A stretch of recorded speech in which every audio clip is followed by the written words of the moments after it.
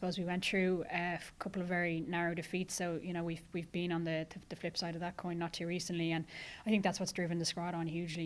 You've had a good bit of experience, but equally you've had youth and freshness kind of coming in every year. So every year takes on a life of its own, and to a certain extent you have to move on from the previous year. You take what you can and build, and I think we've probably done a decent job of getting that balance right over the last couple of years to try and build, but equally try and kick on. And look, the stand of the other teams as well is they're right on us, and we know we have to make sure we keep pushing on every year if we're going to try and stay at the top.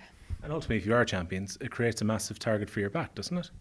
Yeah, look, I suppose that's the position we find ourselves in. You know who you're chasing, and that's the target. And I think, as I said, though, that there's so many teams out there that were capable of making the breakthrough, and we're very aware that if you don't perform on Sunday, then you're coming out of here with tears and not happy memories. So as I said, we've experienced both, and we certainly know which we'd prefer. This Galway team are one of those teams who are kind of leading the chase at the moment. They've won the Connacht Championship after 2 difficult games against Mayo. They got to a league final against Cork earlier this year, and they had to come through a very tough semi-final here as well. I think over the last couple of years they've stepped their game up, haven't they? Yeah, hugely. I mean, they've had a lot of underage success over the last number of years, and continue to do so. So, they've managed to integrate that in, and they've actually, they've got a really healthy age profile across their squad in terms of experience and youth and those players coming up. So, they're at that stage now where they're ready to make the breakthrough, and we have to be on our toes to make sure it's not this year. You mentioned the youth coming through your panel, and I guess you always have to be at your best to stay in this team, don't you? Because you look at the way Mick has kind of shuffled the deck during the year. You've been able to accommodate for major injuries, retirements over the last couple of years as well. But there's always players breaking through trying to take a shirt here. Is that one of the most difficult things, making sure that you're still in this team?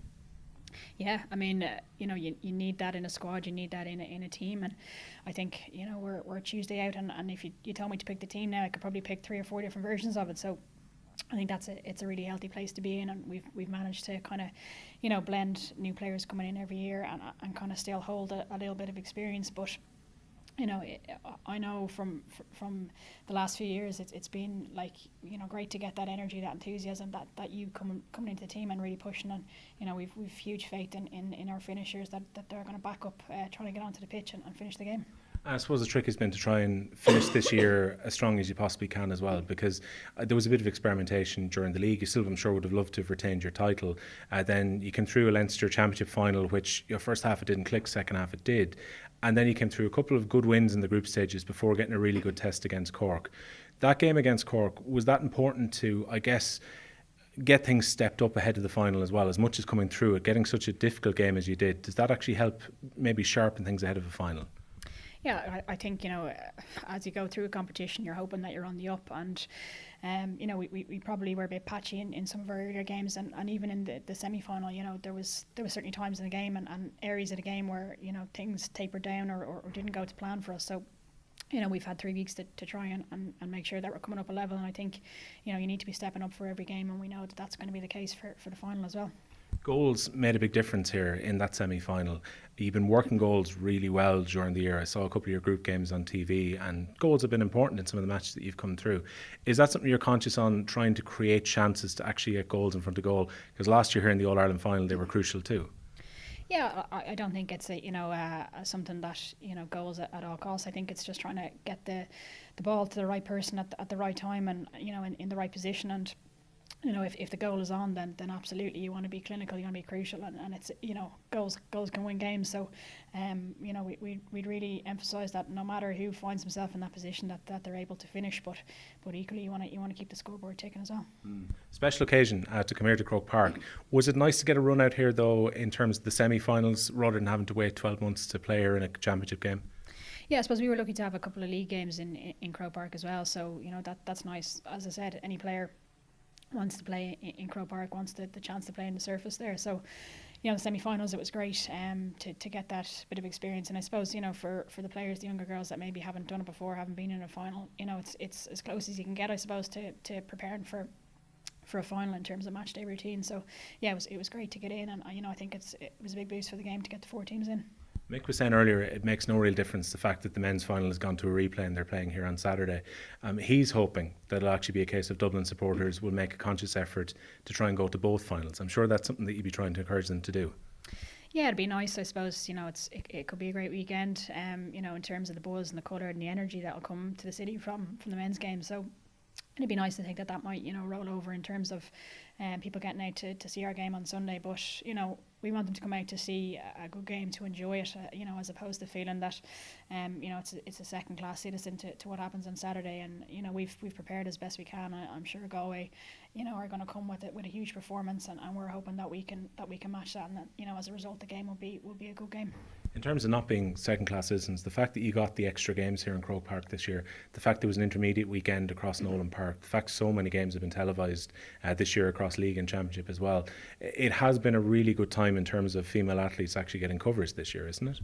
Yeah, it's going up, and I think we're very aware that in order for that to happen, you have to give somebody, you have to give people something to follow, and something that's worth writing about or worth watching, and I think the strides that the game has been making, it is continued to improve, and it's great to see as many media outlets here as there are today covering the game and taking an interest. And I think the next level of that is coming to critical analysis and seeing the game being analysed and being thought through, and being having as much, I suppose, plot lines and storylines and tactical and game performance for that to be a case, for it to be covered and for it to be seen as something that's worth going to see in its own right. But the Camogie final was a great step up for them over the in terms of the last couple of years. They've probably taken a bit of flack, and it was a great game on Sunday, and hopefully that drives another level higher for women's sport, I suppose. Because the feeling I get from what you're saying, Sinead, the last thing you want is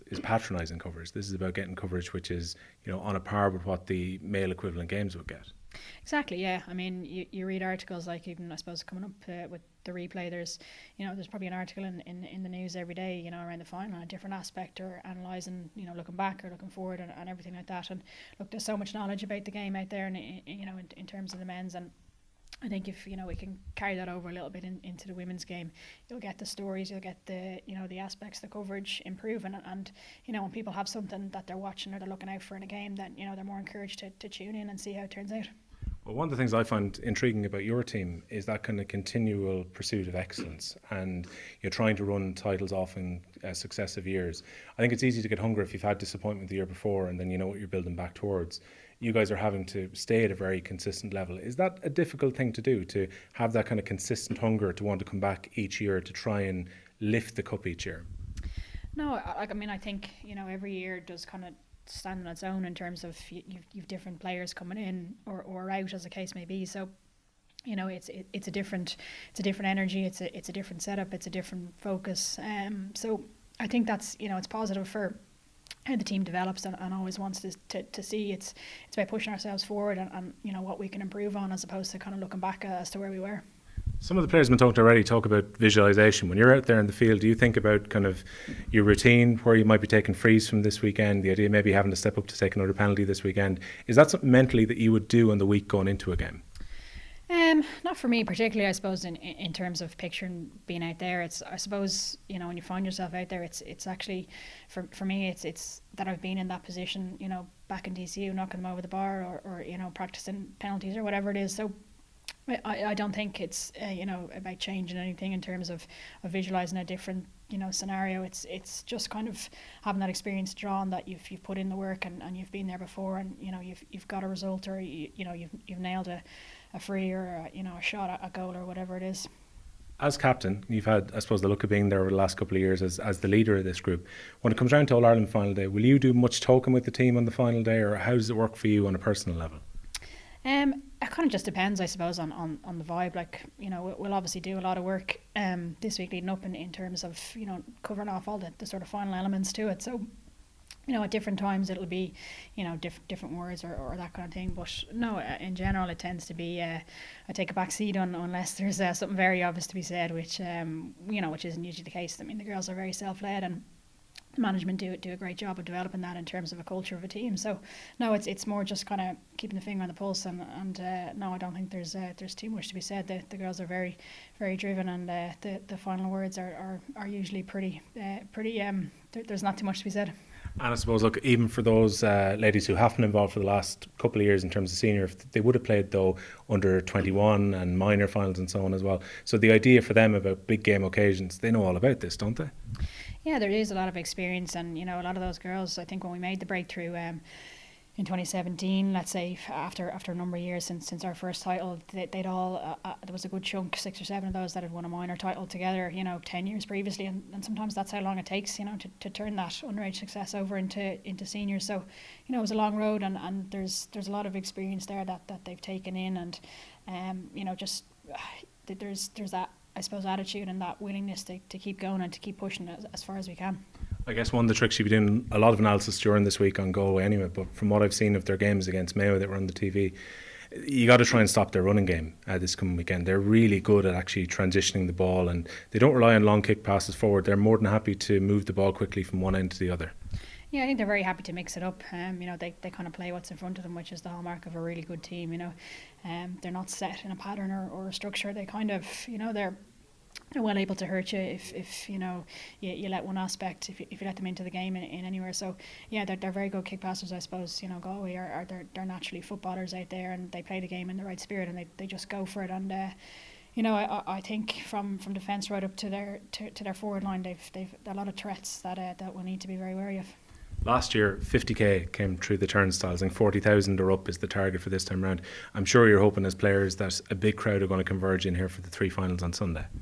Yeah, it'd be nice to see. I suppose, the association, the LGFA, have put in a lot of work again to try and do that. And obviously with 20 by 20, their commitment is trying to increase attendance. So, it'd be great to see, and you can tell from the crowds that have been coming in the last few years. It's building on the family day aspect to it has always been there, and that's great to see so many kids coming in. But equally there's more and more punters that are coming in that are watching the game and looking at it as a spectacle, and from an analytical point of view that's great to see. I think the challenge on a final note is to try and get people maybe to stay around. The All-Ireland final can be the hook to get them in, but the whole thing is you'd love to see them for the first round of the league next year, or to be going to championship games next year. That has to, I guess, be the longer term challenge, is to boost those attendances too. It is, yeah, but I think they've gone about it the right way in terms of starting from the top down, and they pushed that down to the semi-finals, and let's try and boost attendance. And we were probably down around the 3,000, maybe 4,000 mark at the 2 senior semi-finals that were paid off with an intermediate game last year down in Hyde Park, and you came this year and it was nearly 10,000 in Croke Park. So look, you have to start somewhere, and it might be slow, but to see that increase, that's going one level down, and then if you can try and waterfall that down, I suppose, to the earlier ends of the games, you start at where the game is at its peak, and try and make sure that you can take everybody up.